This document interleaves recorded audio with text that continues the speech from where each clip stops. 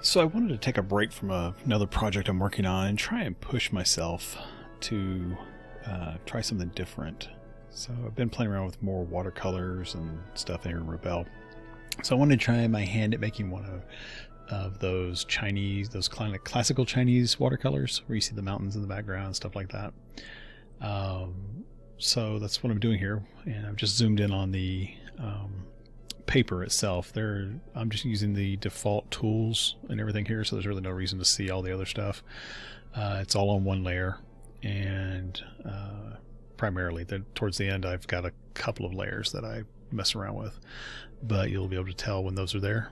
So I wanted to try and play around with this, and using some different stencils I'd made and throwing in some watercolor and pausing the saturation. So that's what I'm doing. So the reason that all just turned pink, there's a border function with Rebelle where you can have just the opening of the stencil revealed, and that's what I was doing. So what I've done here is I'm laying in some clouds, and my thoughts were I want to have some distant mountains back there that would just kind of fade into clouds, then come down into other mountains, then come down into trees, and then gradually there'd be trees in the front and so forth.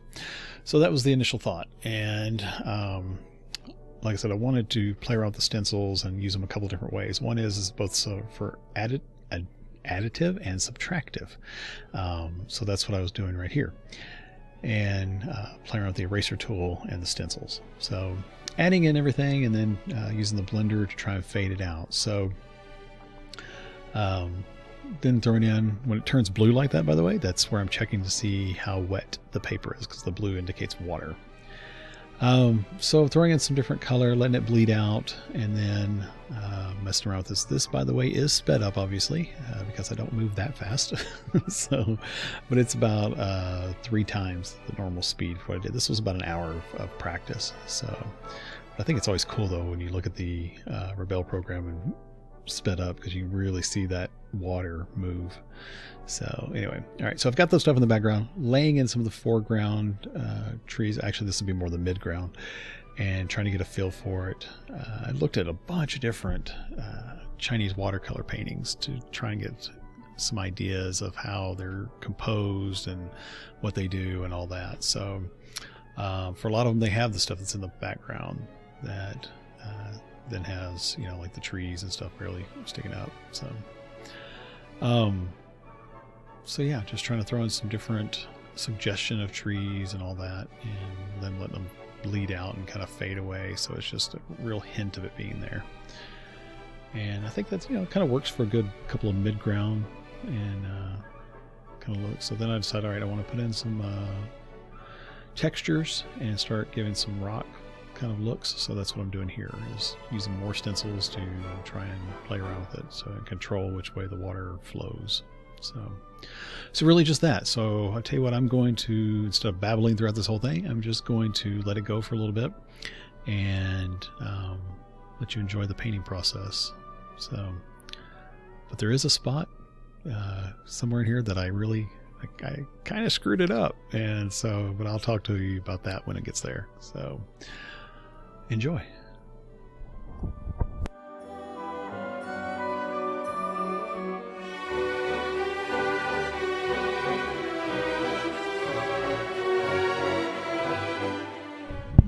Okay, I got to jump back in here real quick. So I was thinking about putting a waterfall in the background.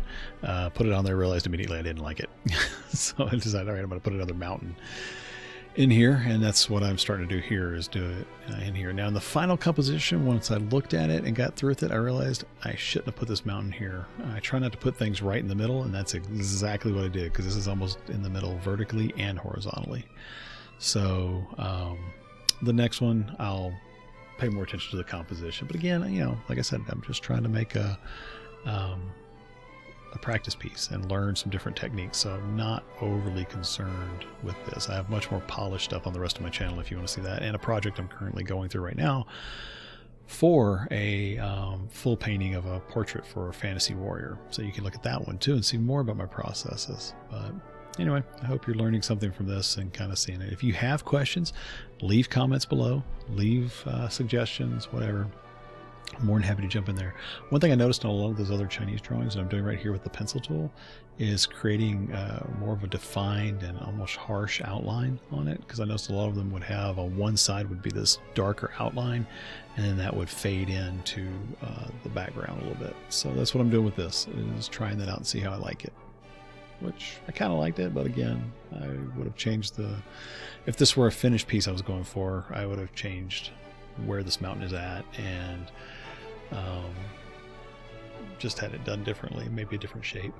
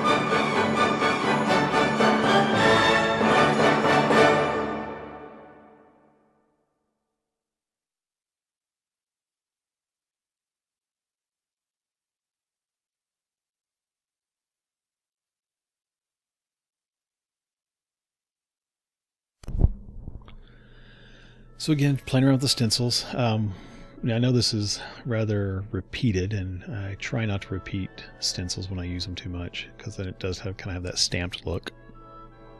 But one of the things I noticed with a lot of these, they are drawn very repetitive. There's a lot of the aspects that really repeat. So I wanted to try my hand at some of that, like with these and stuff. So one of the things I do like Rebelle 3 for its stencils and so forth, but I think I honestly like Artrage's stencils, because you can really contort them on the fly and play around with the shape of the stencil itself and get more customized results. So that is one thing I like about it. Yeah, I mean, going back to my original thing with Rebelle, Rebelle is awesome for the watercolor stuff and some of the acrylic stuff, but I really overall like the painting within Artrage better. So I was thinking about, again, having water. I don't know why I was stuck on this water thing. So, probably because of all the waterfalls I've been doing lately. But opted not to do it. So what do you think of it so far? How do you think it's going? What would you change if you were at this spot? Was there something you would do differently? Is there something you would want to try? So think about that. Leave a comment below and let me know.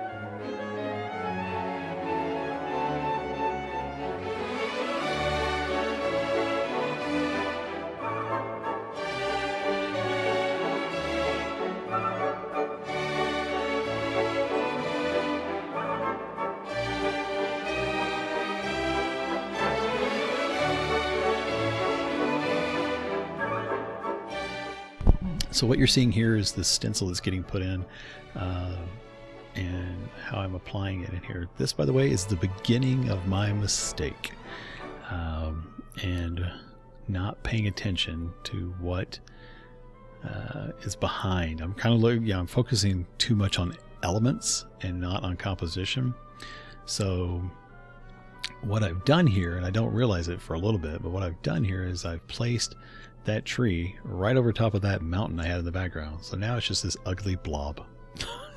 And so I'm so focused on this other part down here, trying to get some rocks and some mountains in the front, that I haven't even seen it yet. And I'm just focusing away on trying to get this to look good down here, and play around with the fading of it and all that. And this is one of those areas where, I should have worked more in layers, because I didn't realize, another thing I didn't realize, which you see right here on these trees, there is a bleed halo around them.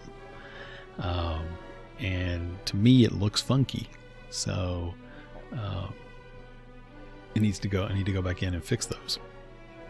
But I was, again, focusing more on elements and less on composition and the whole picture as a whole. But I think I do go back and kind of salvage it towards the end.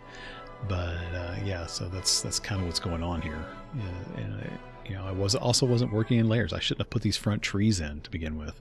I should have put different back ones in and played around with those, and kind of like I just did there, twisted them and stuff. So yeah, again, a learning curve. Just getting used to stuff and laying it out. Can't be perfect, right? I mean, none of us are. So I thought, and I started not to even post this, but again, I thought, what, somebody out there is going to learn something from my mistakes. They're going to learn something from how I'm doing this. They're going to be able to make their stuff better. And that's the whole point of doing this channel, is to try and not only show you my artwork and say, hey, here's what I've done, but at the same time say, hey, here's what I've done, and you can learn from it, and you can maybe make something better. So I hope you do. I hope you get a lot from it. This is one of the cool things I like doing with these stencils, though, is flipping them around and using them as a subtractive stencil. It really kind of gives you some neat results. This is the chalk tool, which the chalk tool gives you a lot of flexibility if you have a pressure sensitive pen like I do, and you don't be heavy-handed like I can be on occasion. But it really can softly add in some textures from the paper, because Rebelle does a great job of picking up the texture of the paper underneath.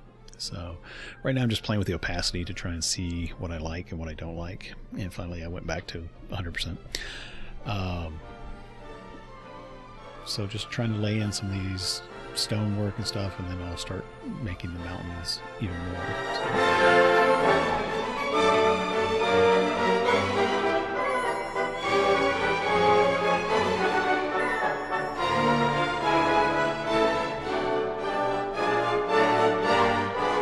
By the way, see the little pause in the upper left? That means I've paused the bleed. And right now, I just realized how much is sitting there. Right now, it was me trying to figure out exactly what I was going to do, and also somebody had called me.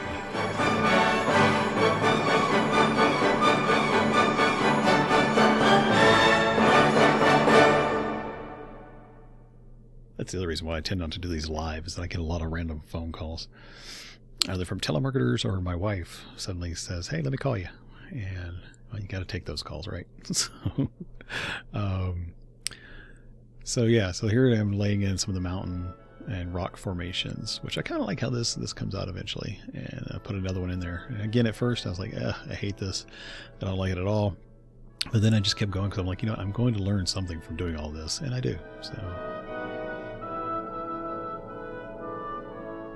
see there, you can see that texture. That's, again, just that chalk brush picking up the background. And then you can fade it out with the blender brush. Now see there, I pushed too hard and I got just a smudge. But with the chalk texture, you can really get some neat looking effects just from it. No special brush or anything. And here I'm just drawing in trees. I didn't want to use stencils anymore for this part. So I just said, I'm just going to sketch some in real quick and do it that way.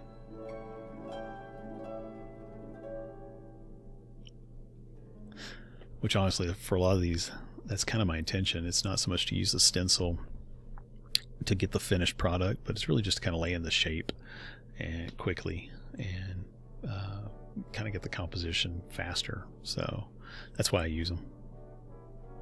I mean, for some of them, like the tree limb that's in the upper left, it helps for not having to draw every little thing, but instead just having one that I made and being able to throw it up on there and get it laid out is great. Now, one thing I noticed from these other Chinese watercolors, they have a lot of mist and texture right towards the bottom of these rocks. And so I was looking at more of them and I realized, you know what, I need to throw some of that in. Plus, I think it would add some intrigue and to everything. So that's what I started doing, was just kind of going crazy, was throwing it in there and then blending it back around to get that look and feel. But it does have that nice watercolor look, because that's where Rebelle excels, man. It's just getting this watercolor feature kind of set up. So right here, by the way, I do have it on 2 layers. And it was around this point that I noticed that bump up there. And I thought, you know what, that thing is just totally not there. So what am I going to do to fix it? And I also thought I need to put some more texture on this tree. So let me see about doing that and add in some stuff down here. And the reason I'm doing all this other stuff is because I'm trying to figure out how I'm going to fix that blob of a mountain that's right behind that tree limb that you just can't tell what it is. So I should have brought, again, this was composition wise, if I thought about this, I would have kept that mountain, or if I'd done it on a separate layer, I could have just moved it down to the left and been done with it. But I didn't. I was just painting on one layer because it does tend to make me think more unless I'm just in a pure practice mode, and this is kind of where I was. So I threw in some white, and then I'm going back with the eraser tool and erasing it sporadically here and there to kind of break it up, and then I'll go back and blur it a little bit because I didn't want it to just like totally overpower everything. And then I switched one of them to overlay, and I started throwing in some extra color over these trees, which I thought looked really cool.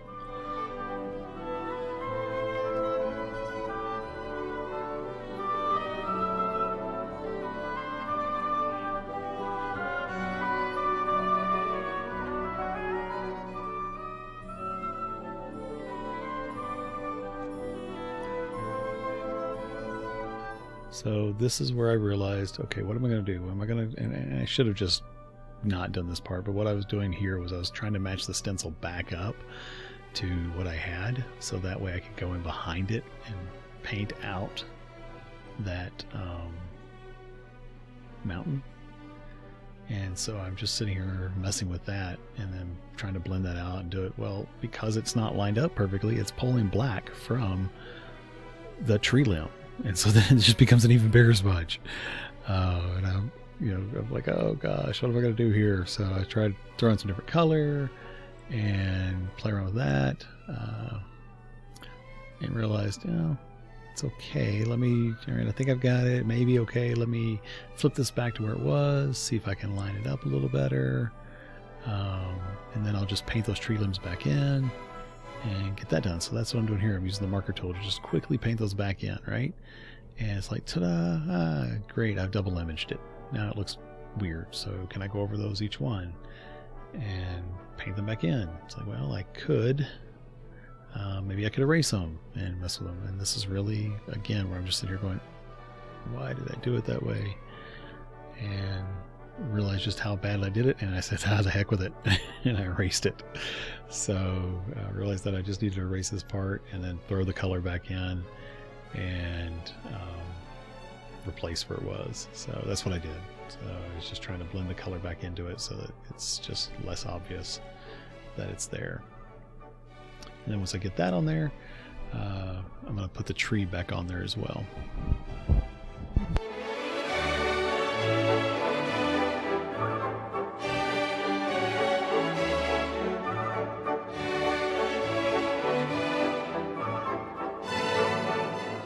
So this is what I should have done to begin with, is just lay that to it like that and then go back into it. Or go back to working in layers more. So, but have you ever had that done where you're getting a piece, it's kind of coming together, but then you ruin it?